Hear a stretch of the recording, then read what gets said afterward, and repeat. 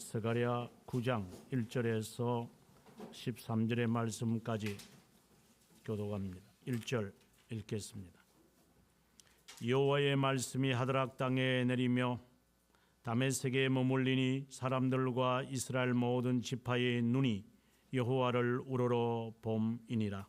그 접경한 하맛에도 임하겠고 두로와 시돈에도 임하리니 그들이 매우 지혜로움이니라.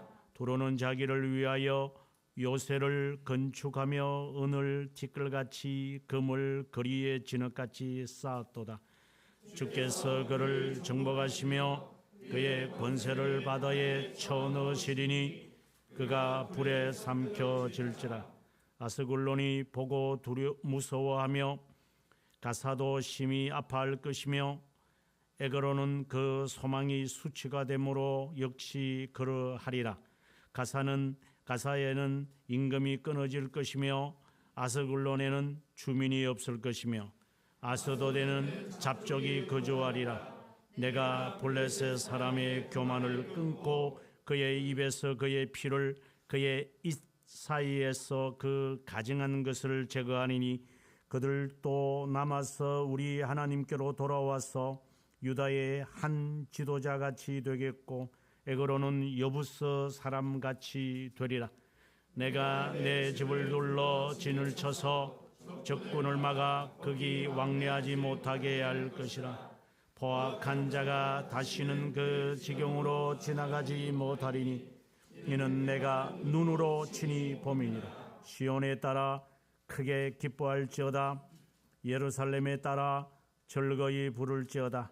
보라, 내 왕이 내게 임하시리니 그는 공의로우시며 구원을 베푸시며 겸손하여서 나귀를 타시나니 나귀 위에 작은 것 곧 나귀 새끼니라. 내가 에브라임의 병거와 예루살렘의 말을 끊겠고 전쟁하는 활도 끊으리니 그가 이방 사람에게 화평을 전할 것이요 그의 통치는 바다에서 바다까지 이르고 유브라데 강에서 땅끝까지 이르리라. 또 누로 말할진대 내 언약의 피로 말미암아 내가 내 갇힌 자들을 물 없는 구덩이에서 놓았나니 갇혀 있으나 소망을 품은 자들아 너희는 요새로 돌아올지니라. 내가 오늘 또 이르노라. 내가 내게 갑절이나 갚을 것이니라. 내가 유다를 당긴 활로 삼고 에브라임을 깨운 화살로 삼았으니 시온아, 내가 내 자식들을 일으켜 헬라 자식들을 치게 하며 너를 용사의 칼과 같이 하리라. 아멘. 읽었던 말씀 가운데 8절의 말씀 우리 함께 읽겠습니다. 내가 내 집을 둘러 진을 쳐서 적군을 막아 거기 왕래하지 못하게 할 것이라. 포악한 자가 다시는 그 지경으로 지나가지 못하리니 이는 내가 눈으로 친히 봄이니라. 아멘. 스가랴는 6세기 기원전 6세기 이후에 말라기와 함께 예언을 하는 자로서 당시에 그 변화무쌍한 그 팔레스타인 초승달 그 지역을 통해서 하나님으로부터 신탁을 받습니다. 오늘 특별히 1절에 보면은 여호와의 말씀이라고 단순하게 되어 있지만 이거는 성경에 딱 3번 나타나는 단어입니다. 12장 1절에 보게 되어지면 이스라엘에 관한 여호와의 경고의 말씀이라는 이 단어, 여기서 말하는 말씀이라는 것은 단순히 우리가 아는 the word 이렇게 영어로 표현하는 게 아니라 오라클이라고 하는 신탁이라고 하는 거예요. 특별하게 하나님이 지금 말씀을 라틴어로 말하면 보챔을 하시는 거예요. 보챔. 하나님의 목소리가 마치 환상이나 실제로 경험하는 것처럼 이 하나님이 실제로 이 스가랴에게 보여주시는 겁니다. 그래서 보통 우리가 여호와의 말씀이니라, 주 여호와께서 이렇게 말씀하셨느니라 하는 거하고는 질 자체가 달라요. 그 말의 의미는 무슨 말이냐면, 보통 여호와의 말씀이다 이렇게 말할 때는 한 측면에 대한 주님의 이 말씀이지만, 여기서 말하는 오라클이라는 말로 번역이 되어야 되는, 신탁이라는 말로 번역이 되는 게 좋죠. 여호와의 신탁이다. 이 말은 온전한 것을, 온전한 말씀을 지금 선포하는 거예요. 그래서 다른 성경 여러 군데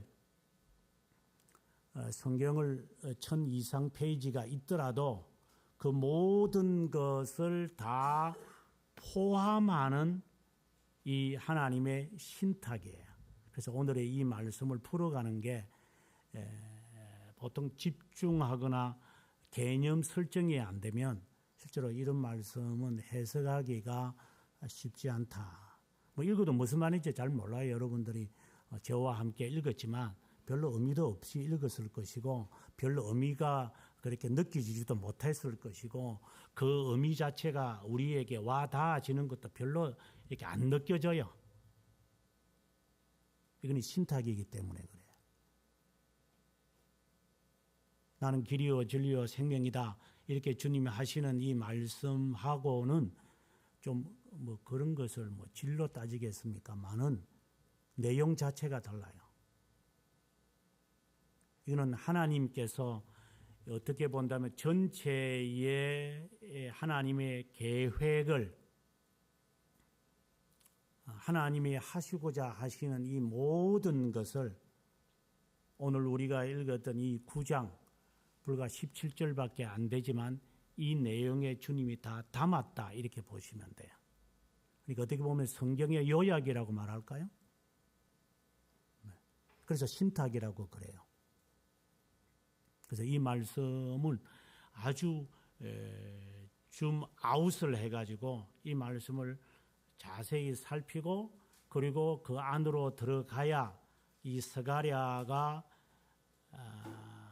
직시하고 있는 이 말씀의 의미를 우리가 지금 파악하게 되어져요. 그 자세를 여러분 스스로가 먼저 가지시기를 바랍니다. 이는 하나님의 신탁입니다. 보통 사람들이 하나님의 음성을 들었다라는 것은 다 거짓말이고,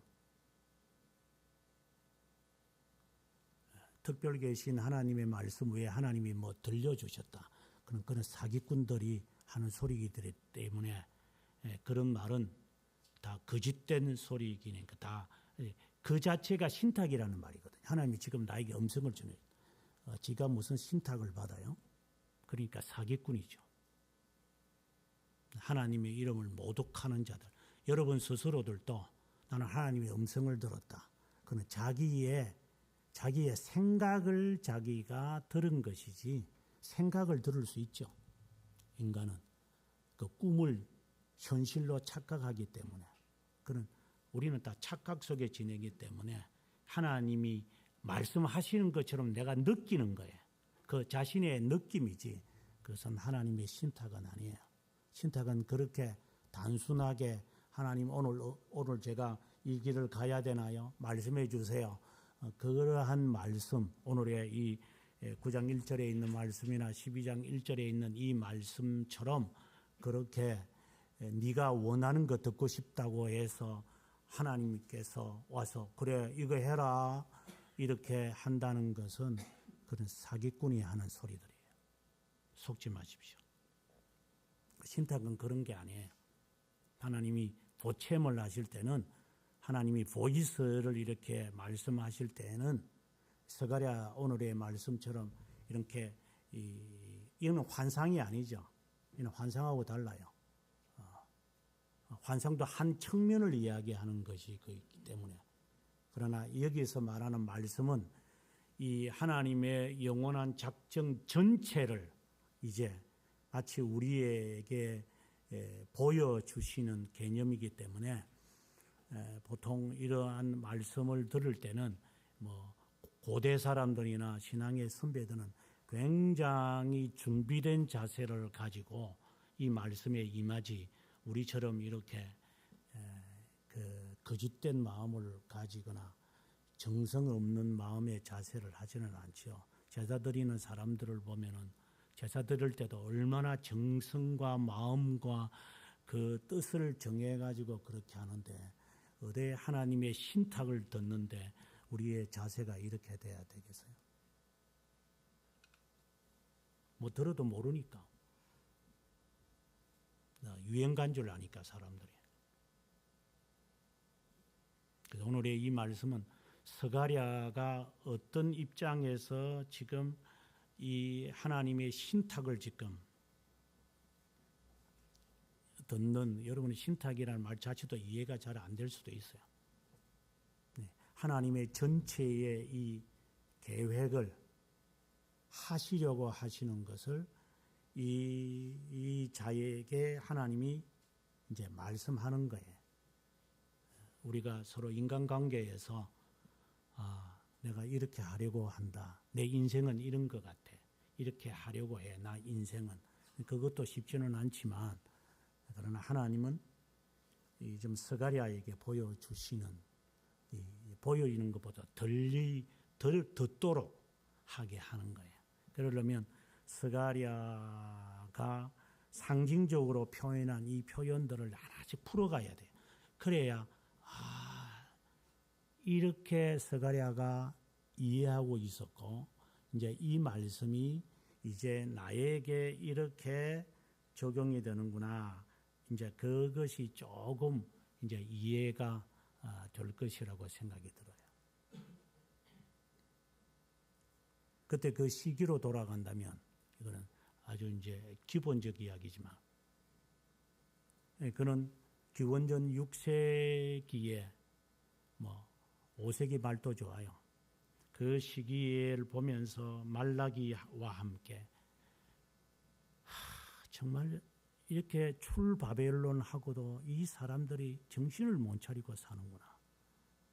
이 타락하는 이 인간들 한결같이 올챙이 시절을 모르고 저렇게 설치는구나. 이런 것을 정말 제사장은 제사장 짓을 하지 않고 정치인들은 정치에 뭐 요즘은 뭐 희한한 말도 만들어내고 그러더만 그런 것처럼 세상 왜 이러노 진짜. 진짜 지저분하다. 이런 것. 세상 정말 추하다. 정말 참된 사람을 세상에 한 명도 보지 안 보인다. 그리고 나를 보니까 나도 마찬가지네. 이야, 정말 멸망받아도 싸다. 다 죽어도 싸다 이거는. 하나님이 불로 심판하셔야 된다 이거. 나도 그 가운데 한 사람이고. 이런 절망과 좌절을 바라보고 있는 시점이라고 보셔야 돼요. 그러면 이게 어떻게 될 것인가 이거 어떻게 이 세상에 대한 창조자이신 하나님이 이 세상을 어떻게 계획을 하셨는가? 그것에 대해서 하나님이 이제 그에게 이제 보여주시는 거예요. 그때 당시로 돌아간다면 한 100년 후에 스가랴에게 보여주는 거죠. 100년 후에 알렉산더가 등장할 것이다. 오늘 본문을 보게 되어지면 13절에 헬라 자식이라고 되어 있어요. 이게 알렉산더를 말하거든요. 알렉산더가 4세기 중엽의 사람이니까 한 100년 후에 알렉산더와 같은 자가 등장을 해서 네가 지금 보고 있는 이 세상, 저 부패와 부정, 거짓, 불결 다 없애버릴 거다. 이것을 그에게 말씀을 하는 거예요. 굉장히 끔찍한 거죠. 과거에 저희 나라도 6.25가 없었다면요. 저희 나라는 큰일 날 나라예요. 다 섞어버렸으니까. 이 당시에 이남 땅으로 오셨던 분들이 다 이구동성이에요.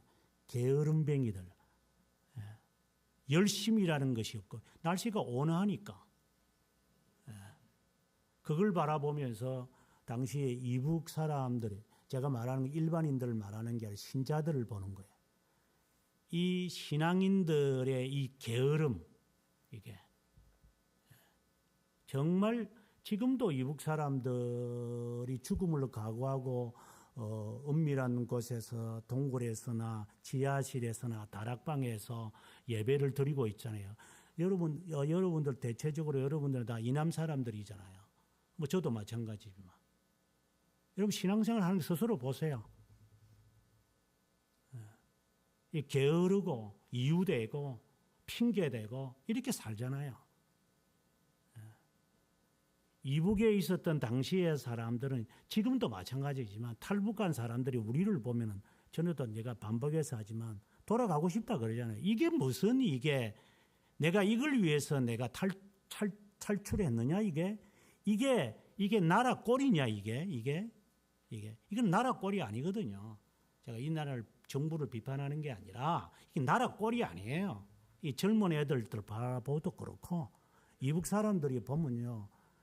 이게 뭐 그들의 표현을 하면 미국 놈들 다 종살이하는 놈들 이게 외국의 문물이면 다 좋은 줄 알고 양잿물 우리 어릴 때 그래서요. 미국 애들의 팬티도 좋아한다고 양잿물도 마실 거라고. 그거나 다를 바가 없죠 지금이나. 똑같아요. 그때나 지금이나. 미국 애들이 군수 물자 주는 거 그거 좋아가지고 쪼꼬리또라고 했던 그 어떤 영화에 나오는 그 말처럼 그 모습이나 지금 이 조선족의 제가 말하는 조선족은 이남 사람들 말해요. 지금 대한민국이라고 말하는 이 사람들이 지금 한국 교회의 이 모습이나 더하면 더하지 더 나은 것이 하나도 없어요. 현주소니까 우리의 현주소니까. 이건 신앙이 아니죠. 그래서 6.25 당시에 그 신앙을 고수해왔던 이북 사람들이 다 절대적으로 옳은 것은 아니지만 그들이 생명을 내걸고 신앙생활을 한 사람들이 이남에 왔을 때 속칭 이 게으름뱅이들에게 그래서 그들이 와서 어떻게 본다면은 이거는 역사적 해석이지만 다 뒤섞어 버렸잖아요. 그나마 안 뒤섞어 버렸다면 지금 또 영원함이라고 해서 힘든데 얼마나 더 했을까요? 썩어 문드러졌겠죠.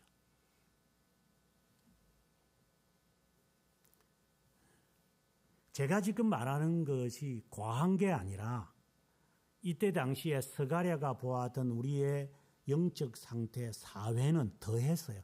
아마 저는 사회를 잘 모르니까 내가 사회 속에 들어가지 않았으니까 얼마나 더러운지 저는 몰라요.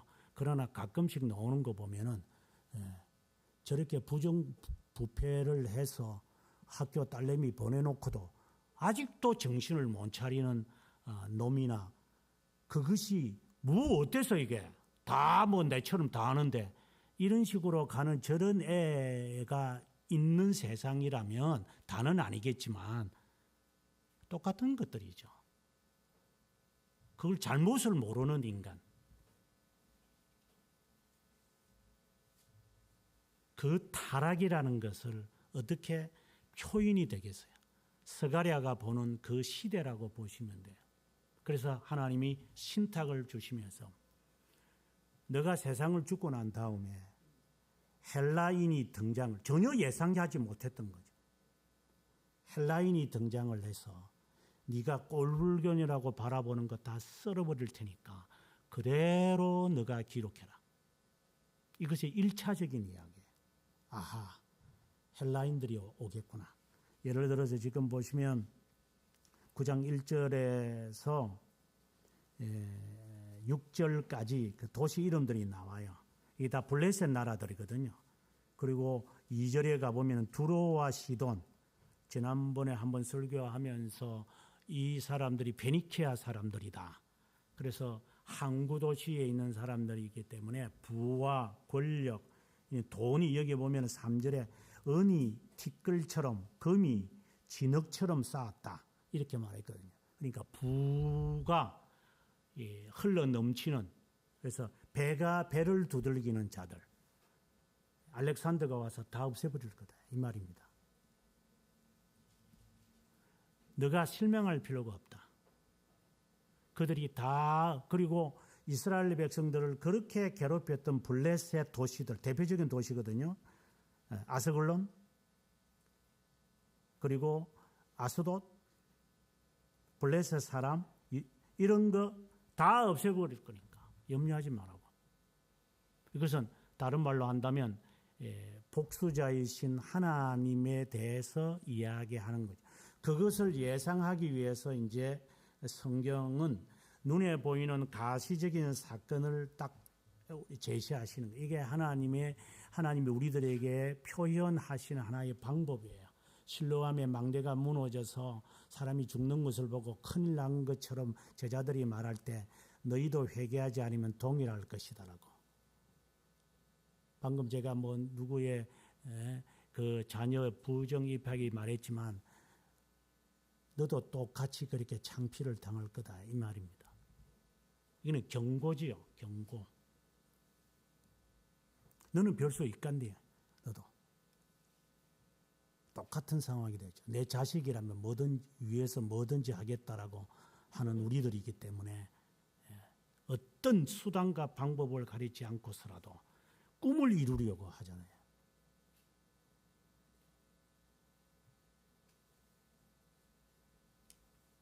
꿈 열심히 이루십시오. 그 꿈이 심판이 아니길 바랍니다.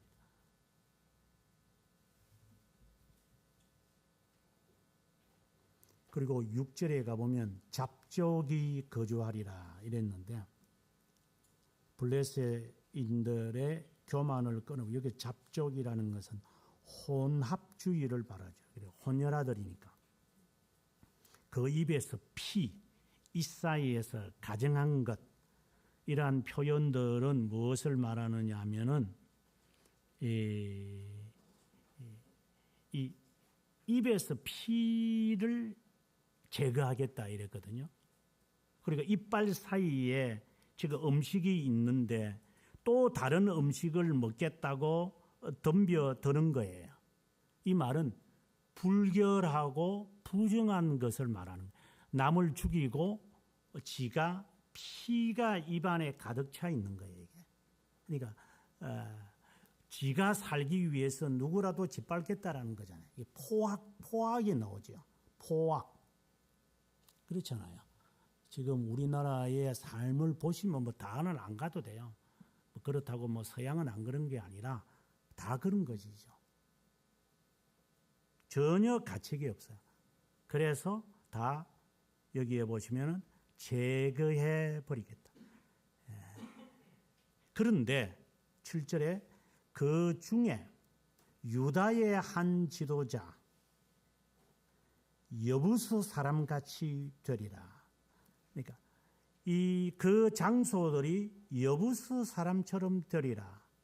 이렇게 지금 이야기하면서 이제 복선을 깔기 시작하시는 거예요. 그러니까 눈에 전개되어지는 100년 후에 이 알렉산더라는 그 젊은 청년이 와가지고 나이가 33살, 32살에 그 애가 30살부터 이렇게 원정을 시작했으니까 원정을 해서 33살에 죽어버리니까 그때에 새파란 어린애가 군사들을 3만 7천 명인가 뭐 정확하지는 않지만 3, 4만 명을 데리고 3년간 파죽지세로 그냥 인도 북부까지 지금의 파키스탄까지 다 점령해 버린 아무도 예상을 못했죠.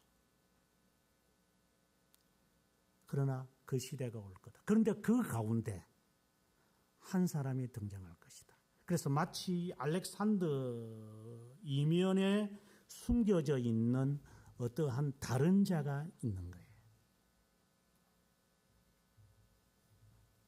8절에 가보면 내가 내 집을 둘러싼 진을 쳐서 적군을 막아 그 한 사람이 이제 어떻게 할 것임을 이야기하고 있어요. 포악한 자가 다시는 그곳에 살지 못하게 할 것이다. 왜? 내가 다 보았기 때문에 다 찾아낼 것이다. 이게 심판을 말하는 거죠. 그럼 그분이 누구냐 할 때 7절에 가보면 여부스 사람이다. 이게 이제 핵심적인 단어로 등장하죠. 이 여부스의 사람이 등장을 해서 이 모든 것을 다 해결할 것이다. 그래서 눈으로 보기에는 알렉산더 같은데 그 파죽지 새처럼 다 피로 물들어 버리는 이러한 그 과정 속에 하나님의 자녀들은 이면에 있는 그리스도를 보는 거예요. 이제 이게 참 어려운 일이죠. 이런 부정과 부패 속에서 그리스도를 바라본다는 게 쉬운 것은 아니죠. 그러면서 이제 환경은 바뀌어져서 9절부터 이제 주님은 메시지를 그에게 줍니다. 시온에 따라, 예루살렘 따라. 이것은 7절, 8절에 있는 여부스 사람의 다른 말이에요. 여부스라는 말이 본래 예루살렘이잖아요. 다윗이 이제 사무엘하 5장 7절에 보게 되어지면은 그곳에 다윗의 도시를 세우거든요. 그러면서 시온이라는 이름을 정해요. 본래 그 지역은 여부스 사람들이 살았어요.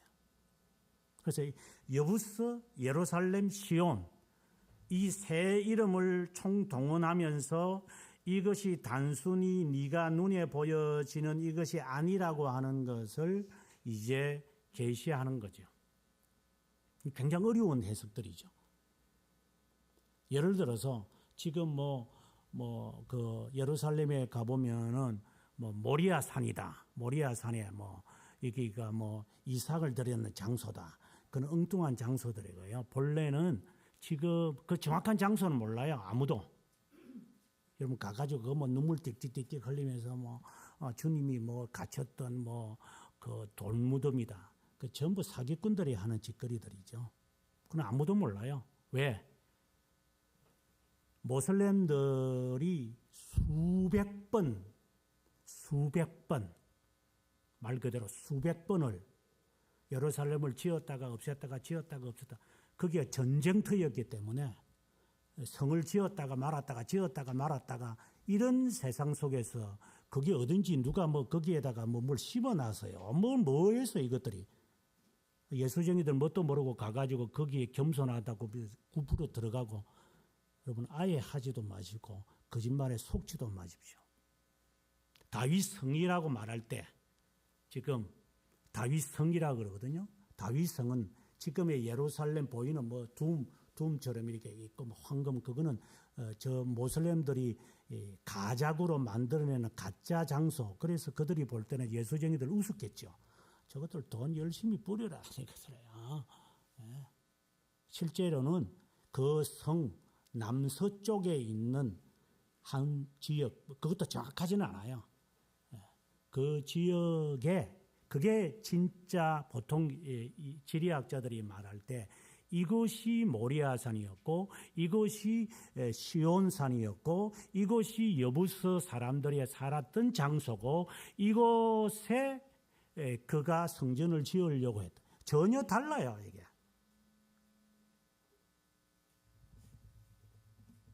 그거는 조금이라도 아는 사람들은 알죠. 그런 엉뚱한 장소 가가지고 헌금을 하면 돈 있는 사람은 가서 헌금하세요. 가서 그건 아무 상관이 없는 거고 지나가는 강아지한테도 이렇게 과자 주는 판인데 어쩐데 돈을 주는 거는 관계 없으니까.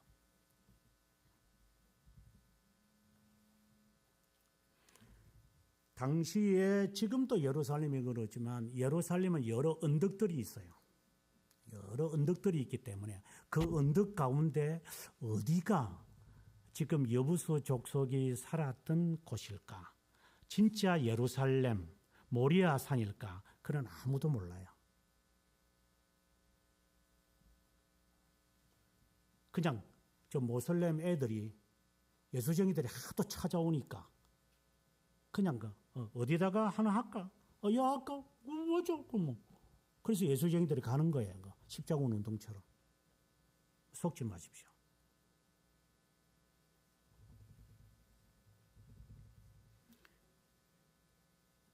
여부수 족속이 있었던 그 언덕에 이제 탈환을 해서 그것을 예루살렘이라고 사람들이 말하면서 여기에 아브라함이 모리아 산이라고 하는 곳인데 아마 그 아들을 바치려고 하지 않았을까? 이게 다 추정들이죠, 이제. 다 모르는 것들이니까. 그런데 다윗이 여기일 것이다. 왜? 여부수 족속, 그때 당시는 그래도 가까운 시대였으니까 여기가 여부수 족속들이 살았던 이곳이니까 저곳을 탈환을 해서 이것을 이제 예루살렘, 즉 시온이라고 말해야 되겠다. 이래가지고 지금 그 지역이 성 밖에 있는 지금 수도원이죠. 지금은 그 언덕이 있어요. 그 언덕. 그것일 수 있는 가능성이 대체적으로 지리학자들이 그것일 거야. 이렇게 말하죠. 아무튼 그건 중요한 것이 아니라 여부수 사람, 예루살렘 따라, 시온에 따라 이 말 자체는 우리들에게 하나님께서 지금 스가랴에게 주실 때에 이 말씀의 의미가 있는 거예요. 우리는 그걸 이제 추적해 가야 돼요. 우리는 너무나도 먼 세상에 살고 있기 때문에. 신학교에 가면은 성경 신학이라고 하는 것을 배워요. 저는 역사 신학을 전공했고,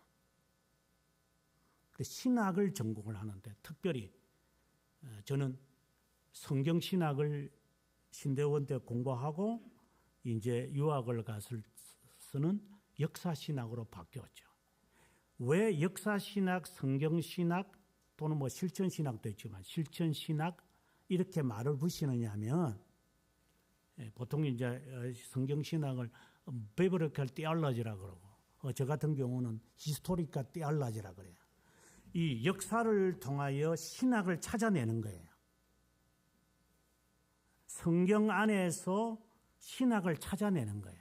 이 조직 신학을 찾아내는 게 아니라 성경 안에서 이 흐르는 명맥이 흐르고 있는 이 맥을 찾아내는 거예요. 그게 성경 신학이거든요. 그 맥락 속에서 오늘 이 본문이 해석돼야 돼요.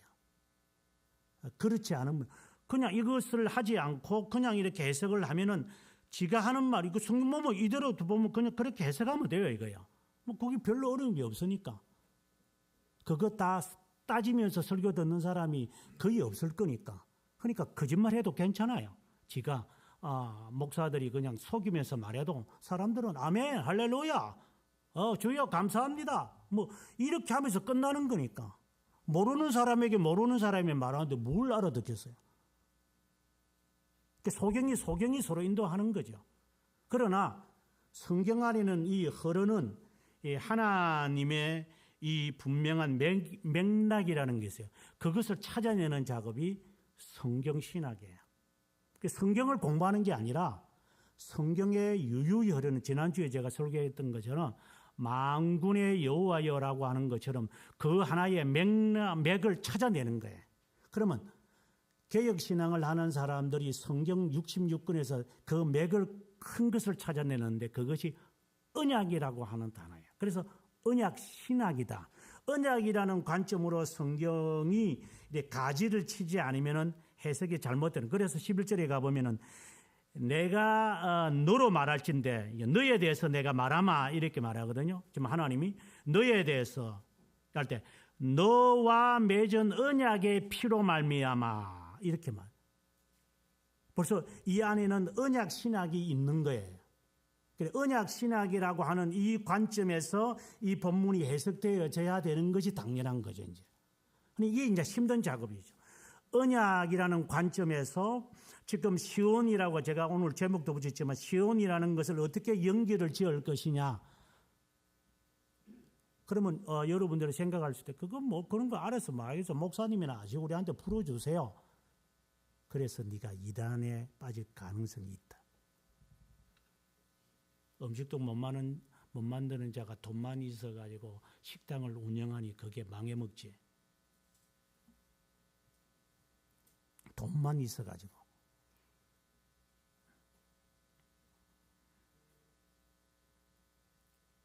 언약의 이 관점을 이야기 지금 하게 될 때도 하나님이 아담에게 주신 언약이 있지 않나?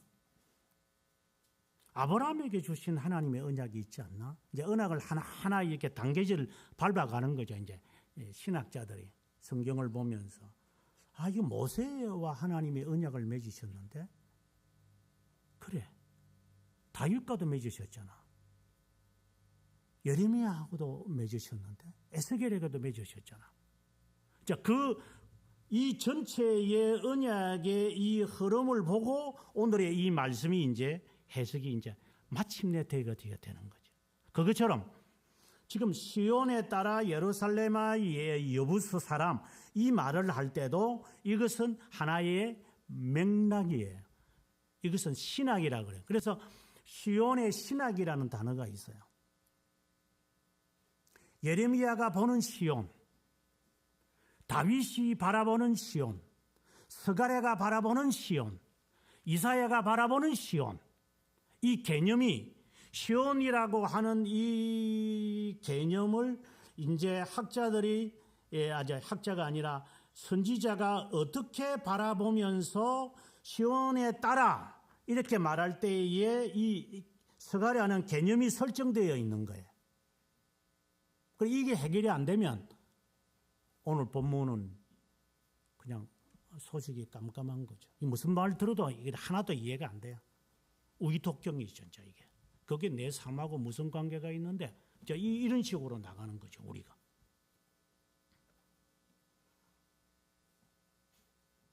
시온이라는 개념은 예루살렘이에요.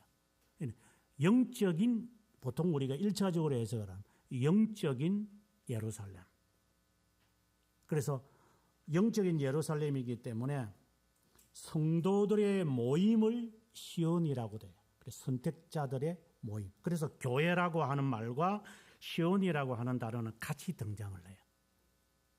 그리고 하나님의 나라라고 하는 말과 그 다음에 이 시온이라는 단어도 같이 등장을 해요. 우리가 찬송을 불렀지만 시온에서 오시는 주여, 우리가 설교 후에 이제 부르겠지만 시온에서 오시는 주여, 이런 가사가 왜 나왔을까? 이것은 하나님의 선택된 자들의 모임의 주가 되시는 분이요, 이렇게 말하는 거예요. 그러니까 자신이 하나님의 백성이라고 하는 개념이 그 안에 담겨져 있는 것이. 그래서 시온에서 오시는 주여, 시온을 위해서 오시는 분이시여, 시온에 따라할 때 그 한 사람 한 사람 그 나라를 바라보고 하나님의 선택된 자라고 인식하면서 살아가는 자들아, 이제 그 선택된 자들에게 주님이 이제 말씀하는 거예요. 오늘의 이 말씀이. 네.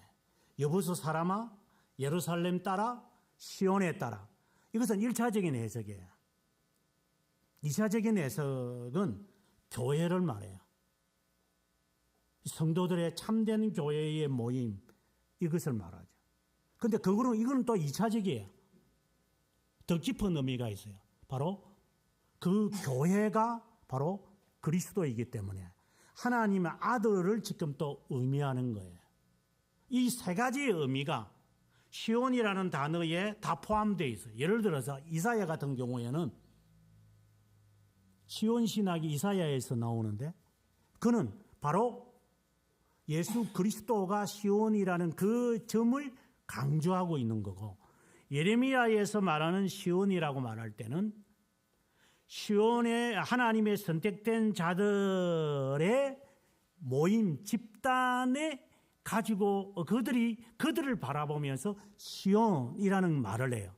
그러면서 그들과 하나님이 언약을 맺는다. 이렇게 이제 이야기가 시온이신 분이 시온과 언약을 맺는 이제 이런 이야기가 엮어져 가는 것이죠. 이제 그런 사람들을 바라보면서 다윗이 시온이라는 단어를 시에서 쓰기 시작하는 거예요. 지금 스가랴가 이제 이 성경을 하나님으로부터 신탁을 받고 시온아 기뻐해라, 예루살렘아 기뻐해라, 너 왕이 임할 것이다. 그러면 연결되기 시작하는 거죠. 근데 알렉산더는 불의와 불결한 것과 부정과 부패한 것을 칼로 해서 사람들을 진멸했지만 지금 너희들이 바라보는 그 가운데 있는 여부서 사람, 마치 그림자처럼 여명처럼 트와일라이트처럼 이렇게 보여지는 그 한 분이 있을 것인데 그분은 알렉산더가 화려하게 2.5m나 3m 되는 창을 가지고 사람들을 찔러 죽이는 것이 아니라 그분은 오실 때는 나귀를 타고 오신다. 전혀 다른 시온이신 분이 등장을 하는 거예요. 너는 그것을 바라볼 줄 알아야 한다 이 말입니다. 아, 저 알렉산더가 고레스가 하나님이 구세주가 아니구나. 지금 눈앞에 보여지는 저 새 정부가 이 나라를 바로 하겠다. 꿈도 꾸지 마십시오. 뭐 이용할 수는 있겠죠. 이용할 수는 있겠지만 전혀 다른 겁니다. 질 자체가 다른 겁니다. 그분은 우리들에게 보여질 때에 겸손하다. 왕인데 겸손한 거야. 나귀인데 새끼 나귀를 타고 등장할 것이다. 이게 이제 마태복음 21장에서 현실로 드러나는 거죠. 나귀 데리고 오느라. 그 위에 제자들이 옷을 이제 덮고 예수님은 나귀에 타시고 여리고 성과 예루살렘 성으로 들어올 때 사람들은 호산나 호산나 하면서 이 사람들이 생각할 때는 이제 이 쿠데타가 일어나 가지고 지금 로마 압정 이제 알렉산더가 없어지고 난 다음에 나라가 내수로 나누어지고 나라라기보다는 그 지역이 팔레스타인 그 지역이 내수로 나누어지고 그리고 로마가 와가지고 이것을 점령하는 이것에서 탈출하고 싶은데 이제 저분이 하시겠지. 뭐 예를 들어서 뭐 대통령 당선인이 뭐 사람들하고 뭐 이렇게 뭐 수제비를 먹거나 칼국수 처음에 뭐 다 그러잖아요. 뭐 다 뭐 애들 뭐 인기 얻으려고 뭐 가가지고 서민인 척하다가 나중 되면은 뭐 100만 원짜리 브로치 하고 뭐 이런 이제 처음엔 뜨개질 하는 것처럼 보이다가 나중 되는 뒤에서는 다 저런 짓들을 하는 것이 되는 그건 뻔한 거니까 그거는. 뭐 지금은 뭐 강아지 붙잡고 경찰권 붙잡고 오 예뻐 뭐 이러다가 나중에 또 어떤 꼴이 될는지 우리가 예측해 볼 수 있는 거잖아요. 그러나 그분은 그렇지 않을 거다 이 말이에요. 그분은 영원히 겸손하신 분이고 영원하신 분이시기 때문에 그는 다르다. 그러니까 그 속에서 그분을 바라봐야만 한다. 그것을 바라보는 자는 자신이 시온이기 때문에 그 시온의 주를 바라보는 거예요. 이제 이 어둠 속에서 그 가느다란 그 담배꽁초의 불빛을 찾아내는 것처럼 언약의 백성은 그 언약의 주를 찾아가는 거예요.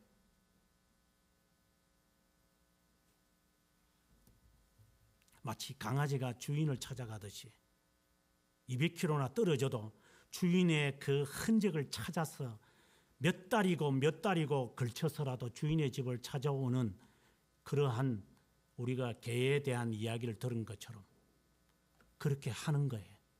그 조그마한 극세 문지보다도 작은 입자의 주인이 남겨놓은 이 바람에 휘날려 떠돌아 다니다가 그냥 떨어져 있는 그 냄새의 분자 하나를 맡아서 이놈은 몇 개월이고 주인을 찾아오는 것처럼 언약의 백성은 그렇게 한다 이 말입니다.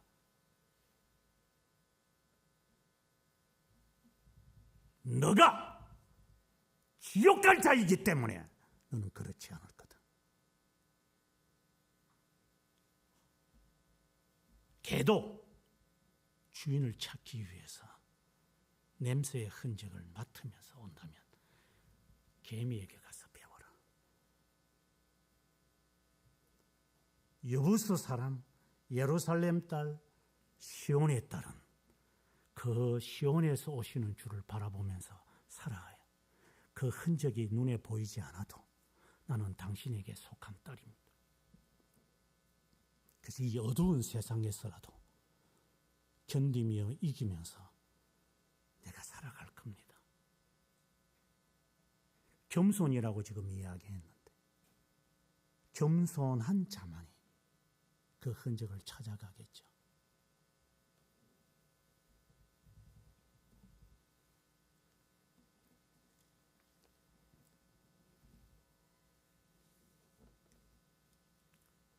예수님께서도 들을 게 있는 자가 들을 거라고 했기 때문에 귀 있는 자는 들으라. 귀가 있어도 듣지 못할 거다. 그건 우상이기 때문에. 말귀를 못 알아들으니까 어쩔 수 없죠. 그대로 살아라 그냥. 왜?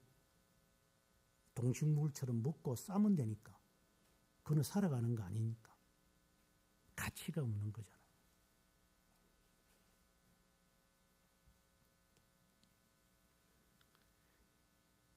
(10절에) 가서 하나님이 이제 또 말씀합니다. 에브라임의 병거와 예루살렘의 말을 끊어버리겠다. 전쟁하는 활도 끊어버릴 것이다. 화평을 전할 것이다. 이거는 인간의 힘을 말해요. 앞서 3절에 가보면은 두로는 자신을 위해 요새를 건축했다. 돈을 모아가지고 이렇게 하는데 주님이 4절에 가보면 바다에 다 쳐넣어버리겠다.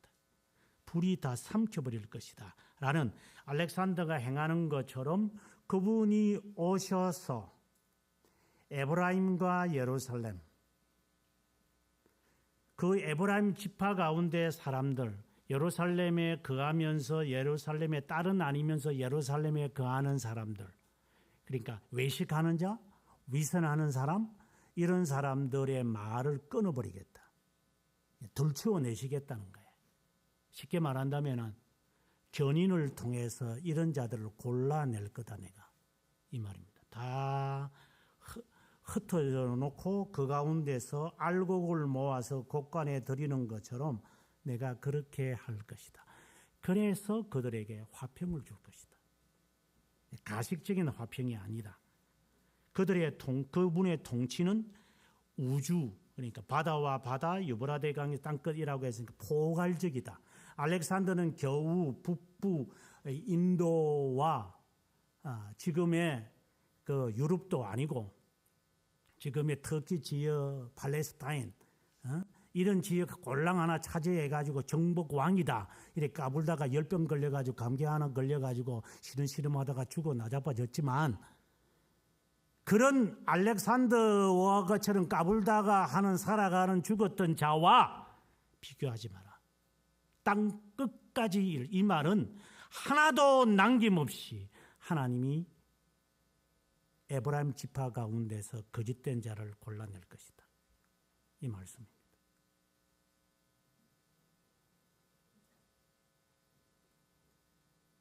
제 말을 유익 있게 들으시기 바랍니다.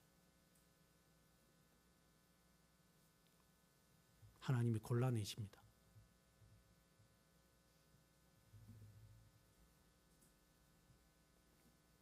또 이제 하나님이 말을 합니다. 너에 대해서 말하마. 너는 여기서 시온의 딸을 말해요. 예루살렘 딸을 말해요. 또 다른 말로 선택된 자라고 해도 좋아요.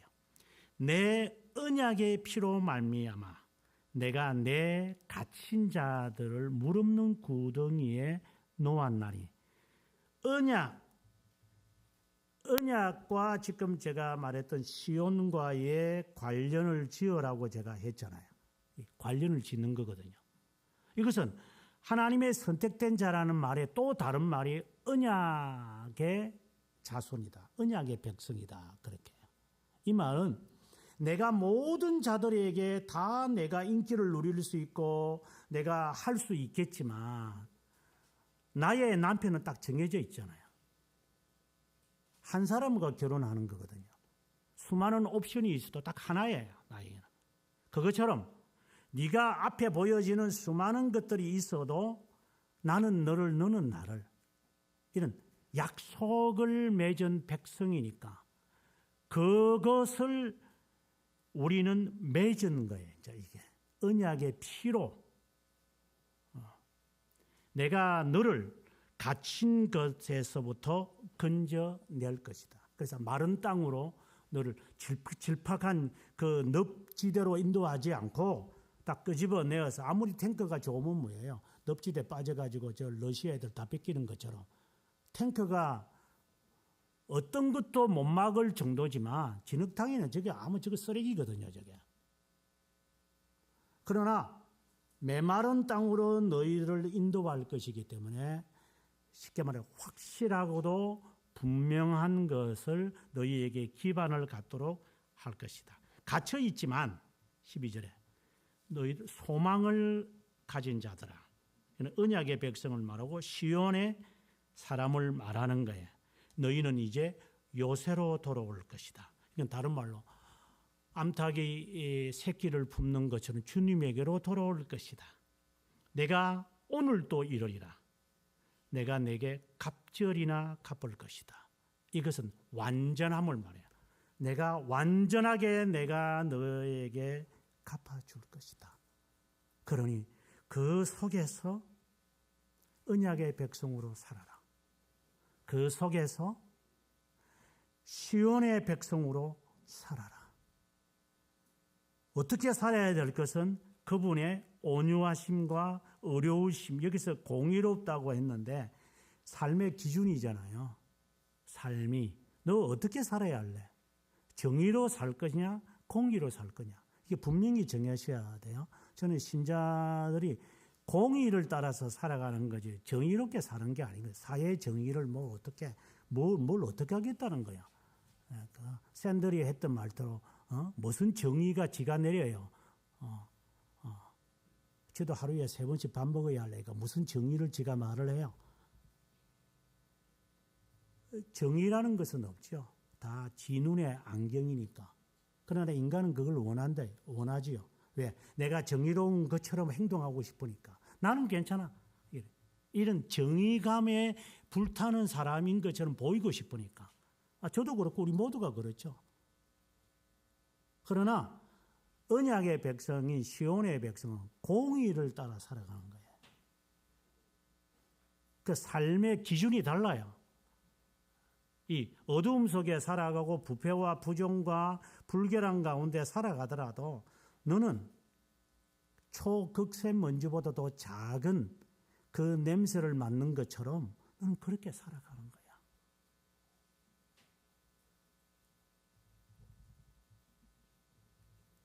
13절에 내가 유다를 당긴 활로 에브라임을 끼운 화살로 삼았노니 시온아 이제 비로소 정체성을 밝힙니다.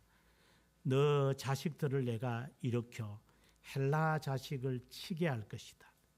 이 말은 너희들을 괴롭게 했던 정의를 내세우면서 그 젊은 애가 와서 파죽지세로 불결한 거 다 없앤 거 통쾌하게 느꼈지 모르지만 얼마나 잔인해요. 그 헬라 애들이 굉장히 잔인했거든요. 지금의 푸틴하고는 비교가 안 되죠.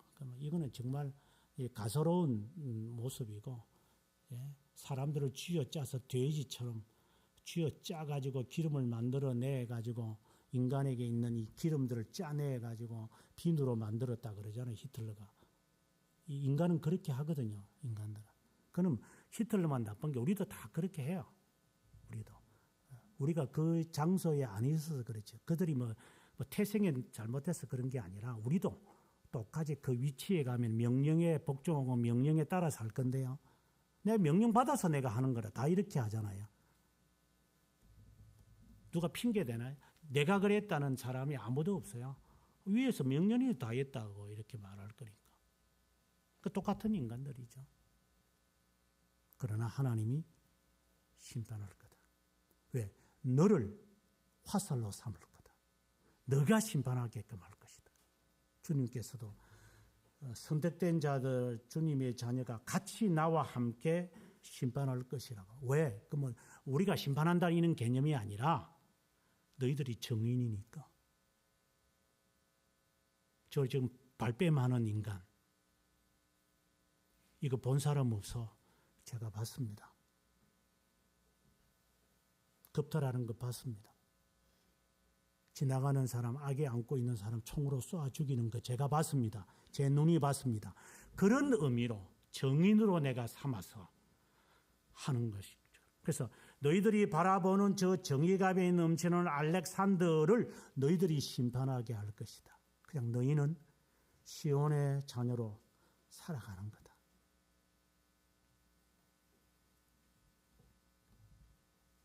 그 다음부터는 하나님이 약속을 하세요. 마지막 17절에 가보면 형통함과 아름다움이 어찌 그리 큰지 곡식은 청년을 새 포도주는 처녀를 강건하게 하리라. 내가 너희를 그렇게 붙들어주고 북돋아 줄 테니까 너희는 낙심하지 말고 견디면서 살아야만 할 것이다. 마치 성경 전체의 이 내용을 마치 요약을 해서 우리들에게 하나님이 신탁하시는 것 같아요. 그러니 겸손하게 살아고 공의롭게 살고 나귀를 타시는 그 주님의 모습을 따라 살아라. 따라라고 이야기했으니 연약한 것을 의미하는 거죠. 너희는 연약한 자이다. 힘들 거다. 이 시온이라고 하는 이 말을 방금처럼 해석하지 않고 이것을 악용해가지고 시온주의가 있어서 이스라엘 사람들이 그 남의 땅에 들어가가지고 그렇게 하는 자들도 있고, 그래서 지금 이스라엘 또 그것이 이제 조금 더 지나쳐서 이제 메시아닉 운동이 또 있어가지고 하나님이 저 이스라엘 사람들을 먼저 구원하고 그 다음에 하나님이 재림할 거다. 이런 또 이상한 작당하는 자들이 또 등장을 하고, 이 메시아 이 사상을 시온주의와 연관이 되는데 그것을 지상에서 이루어져. 오늘 이 본문을 보면 그런 것처럼 보이잖아요. 내가 너를 활로 삼고 에브라임을 끼운 화살로 내가 삼을 것이다. 그러니까 너도 심판할 것이다.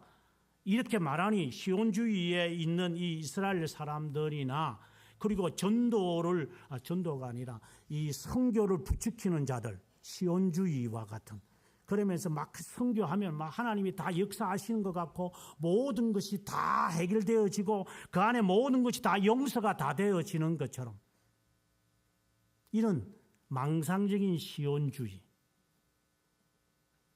우리 예수쟁이들 가운데서 얼마나 많아요. 망상을 가지며 살아가는 자들. 선교면 다 해결돼요. 거기에는 어떠한 것도 제재가 없어요. 이건 판을 딱 프레임을 딱 짜놓고 선교 안 하면 교회가 아니다. 이 정도까지 만들어 놓은 자들. 마치 사회주의자들이 이 정부가 만들어 놓은 프레임처럼 저렇게 하면은 저거는 무엇이다. 이렇게 하면은 이거는 잘못된 거다. 이렇게 딱 판들을 다 짜놓고 저거들이. 그러니까 거기에 맞추면 다 가져가고 거기에 제목을 붙여서 전부 다 감옥에 쳐놓고 그들을 뒷조사를 해서 다 하는 것들은 이 공산주의와 같은 이러한 사회의 프레임을 사회주의자들이 하는 것처럼 지금 이 사회를 온통 그 따위로 만들어 놔가지고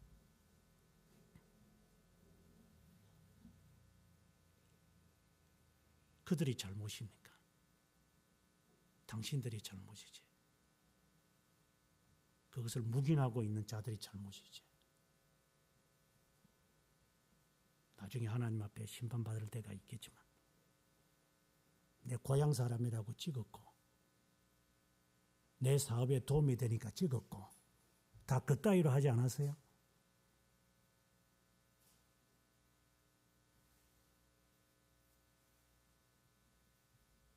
이런 시온주의가 착각을 일으켜서 알렉산더가 마치 해방자처럼 그렇게 또 나가면 또 괜찮아요. 또 이상한 사람들 해방신학이라는 것이 있어요.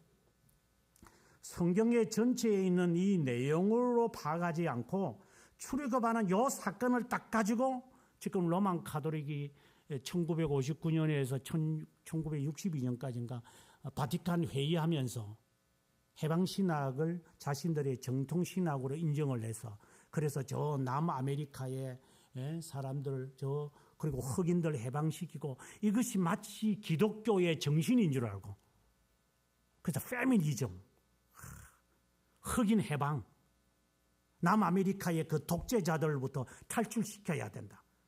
이것이 마치 시온주의의 하나의 분파인 것처럼 그래서 지금도 기독교인들 가운데 예수쟁이, 저는 기독교인을 보지 않고 예수쟁이들 같은 경우에 무슨 법을 하는데 교회가 가만히 있으면 되겠느냐.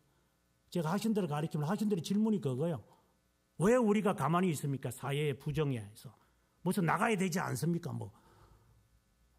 희한한 망상을 가지며 살아가는 시온주의자들. 기독교를 이용해가지고 정치적 이념을 성취하고자 하는 자들.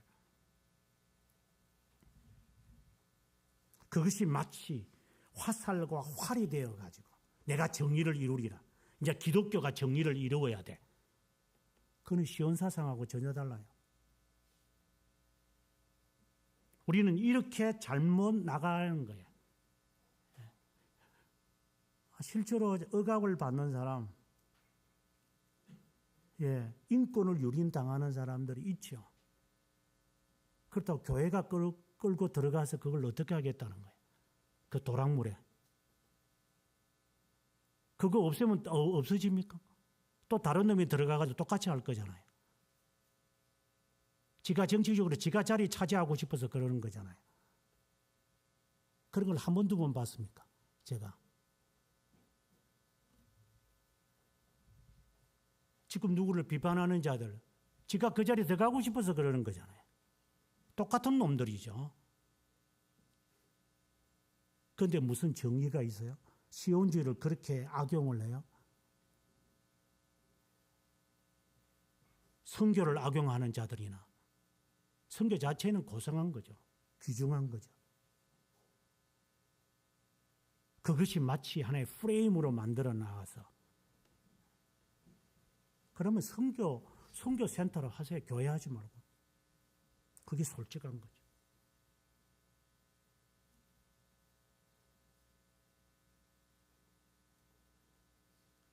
그 안에 예수 그리스도, 그분을 닮아가고 그분이 이 세상에 오신 이유가 무엇인지 분명히 알아서 그분이 가이사의 쿠데타를 일으키게 사람들이 만들었을 때 가이사는 가이사에게 바쳐라. 그러나 수많은 자들이 가이사를 쿠데타를 하겠다는 거잖아요. 지금 한국 교회가. 이것은 해방신학과 다를 바가 없는 시온주의라는 말 자체가 나쁜 거지만 그런 것을 악용을 하는 자들. 그러면 그들만 잘못됐을까요? 여러분은 예수를 이용해 먹지는 않습니까? 하나님의 나라는 먹고 마시는 게 있는 게 아니라 그분의 뜻을 따라 순종하는 데 있는 거예요.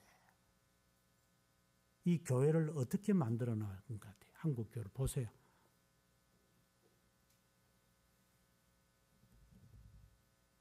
이상한 시온 사상에 들어가서 교회를 이 지경으로 만들어 놔도 가책이라는 게 없죠. 여러분은 거기에 동참 안 했습니까? 지금도 예수님을 위해서 삽니까? 예수님과 함께 삽니까? 예수님을 위해서 삽니까? 예수님을 바라며 삽니까? 아니면 교회 다니니까 어떠한 이득이 있기 때문에 하는 겁니까? 우리는 다 예수 그리스도를 이용해 먹는 자들이잖아요. 우리도 동일한 자들이에요. 과연 200km가 떨어진데 여러분 찾아갈 수 있을 것 같습니까? 몇 달이나 걸려서 못 찾아가죠. 개 가운데서 몇 마리나 그렇게 하겠어요. 새벽에 제가 설교하면서 로열티가 있어라. 하나님께. 우리는 로열티라는 게 있느냐? 충성이라는 게 있느냐? 우리에게.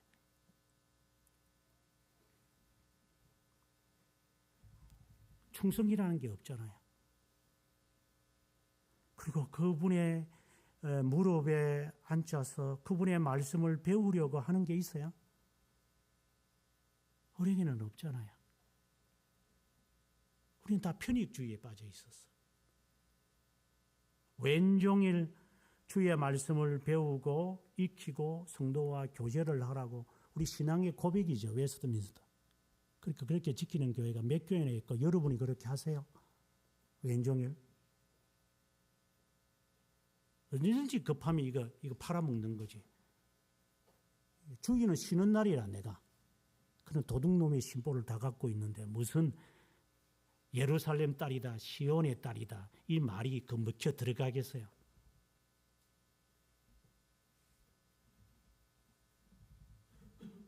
외식하는 자들이죠.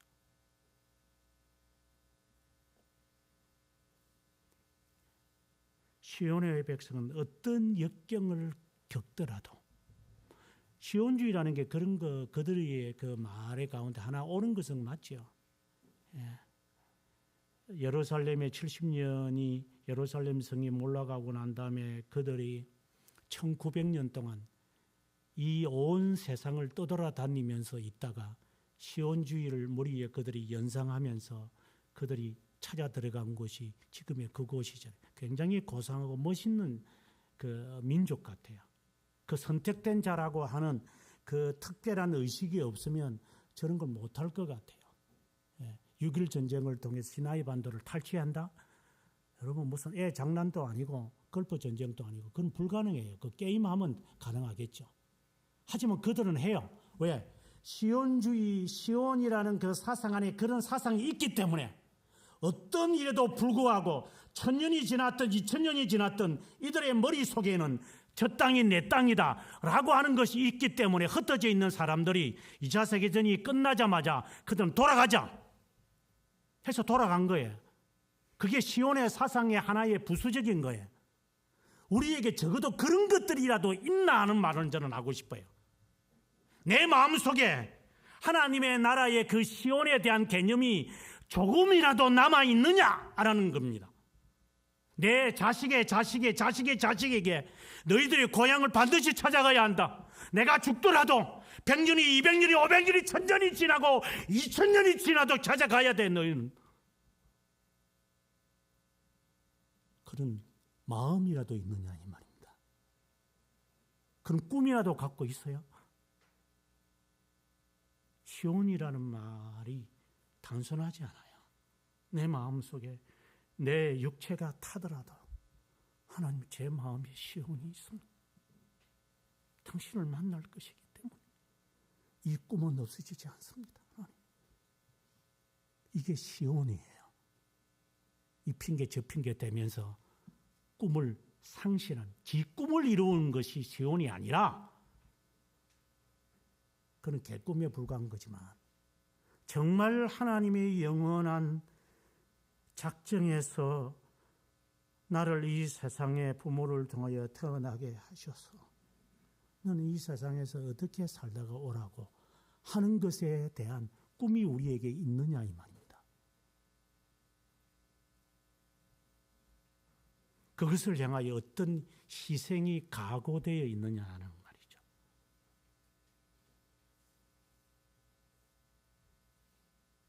다시 말하지만 몇 %도 안 될 거예요. 겁쟁이들이.